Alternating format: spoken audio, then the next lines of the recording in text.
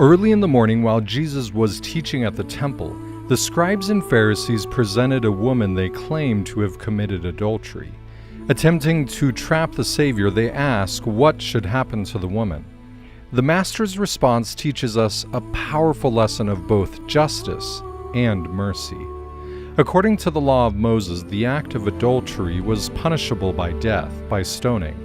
The death penalty was also prescribed for several other types of sins, including persistent disobedience to parents, breaking the Sabbath day, and blasphemy, among others.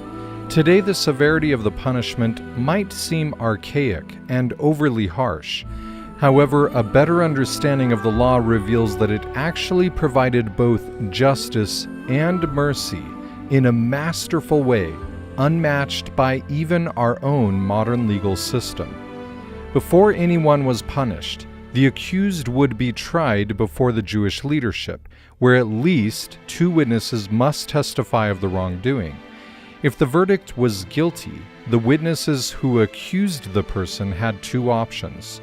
First, while still being guilty of the crime, the person could be forgiven by the witnesses, thus receiving mercy. Their life is spared. If the witnesses refused to forgive, they were required to cast the first stone.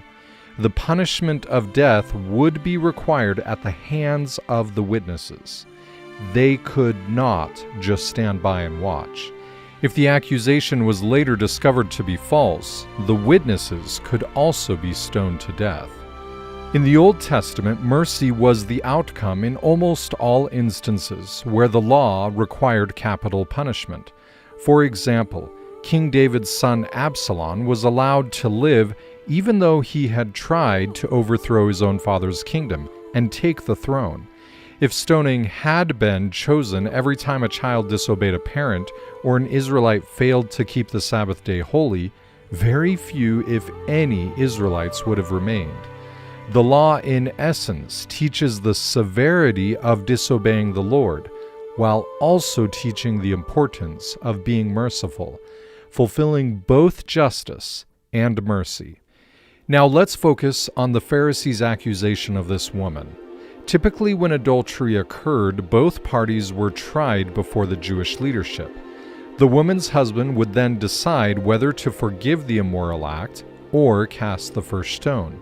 In this instance, no mention is made of either the man the woman was supposedly with or of her husband. This means one of the following 3 scenarios are possible. First, the woman had committed adultery. Second, the woman had been raped.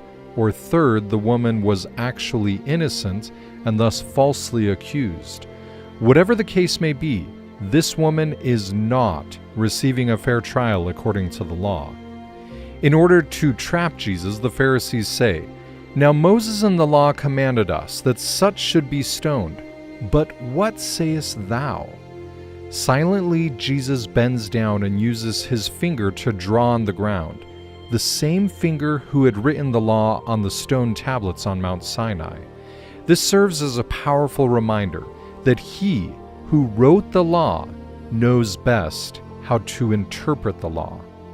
In silence, the Master teaches a poignant lesson. He does not accuse the woman, nor even ask her to defend herself. The Pharisees continue to press for an answer. Jesus finally stands up and says this powerful statement: "He that is without sin among you, let him first cast a stone at her." The Master is exposing the Pharisees' attempt to trick him. In essence, Jesus is saying, if you think she is guilty and you are innocent, then stand as her accusers and cast the first stone, causing her death. Christ fully understands the true meaning behind the law, and he sees that these wicked Pharisees only seek to use the law to entrap him. In their minds, they could care less about if this woman is guilty or not. Christ again bends down and writes on the ground as the crowd contemplates their decision. One by one, they leave. No one is willing to execute the punishment, and the woman is left there alone. Alone with her Savior, who is without sin, and could justifiably cast the first stone. He who knows whether she is indeed guilty of this crime, and yet he does not condemn her.